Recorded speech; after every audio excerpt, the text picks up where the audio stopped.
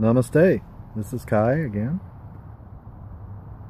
Life as recess. Life as recess. I live life recognizing that it is recess. This is just recess. When you think about it, okay, you look at a group of children coming out of elementary school, and let's say it's one of those bigger elementary schools, and so they don't really know very much about what's going on inside the school. They don't know what it is that they're going to be learning or anything like that. It's just a big imposing building.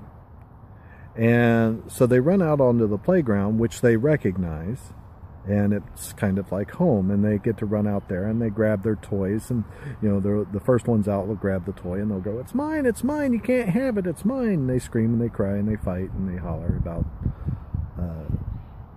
keeping their toy.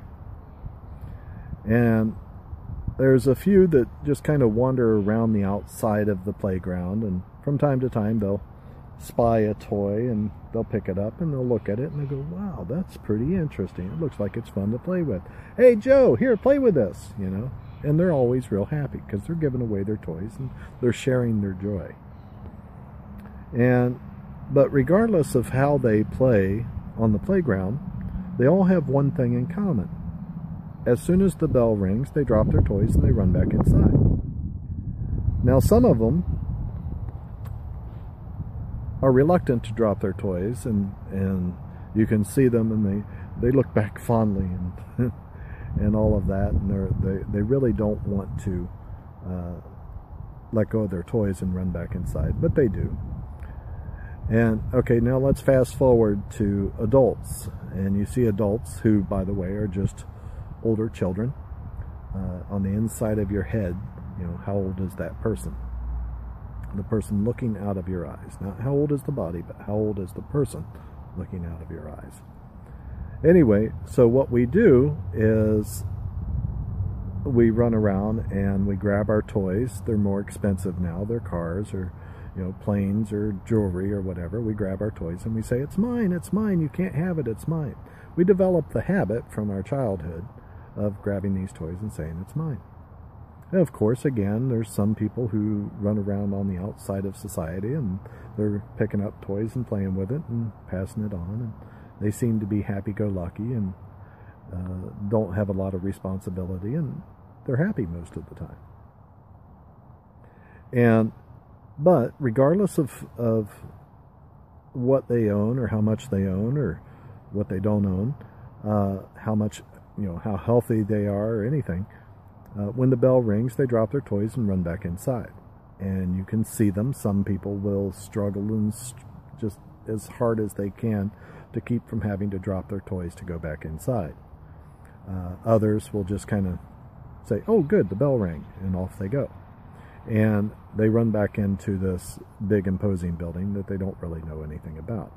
Believe what you want until you're dead. You won't know what comes after that. Even if we listen to the stories of the people who have had near-death experiences, well, that's their story. What is yours? Are you going to have the same thing? No way to tell until it happens. So, the question that I see that lies before us is, if we're going to be here on the playground of Earth, how are we going to spend our recess time? Are we going to spend it fighting and crying and hollering and screaming over, you know, whose toy is whose and who's getting to play with it and all of that? Are we going to spend it sharing our toys and being shared with and living in a community type of way? Are we going to spend our time judging others or judging ourselves? Or are we going to enjoy the weather, whatever it might happen to be? Are we going to spend our time learning while we're out on the playground? Or are we just going to spend our time playing? These are our choices. And it seems to me that if this is our choice, then we might as well play in a way that's going to be beneficial for everyone, and we can get as many people playing as we can, and we don't hurt anyone. Because one of the things about hurting people is we get hurt in return. You know, I'm not a big follower of the Bible, but the Bible says reap what you sow. And so it's the seeds. It's our actions. Our actions are the seeds that we plant. And then we cultivate those seeds and we reap the fruit from those seeds. As an example, let's say that something that I know something about, driving a car without insurance and without up-to-date tags.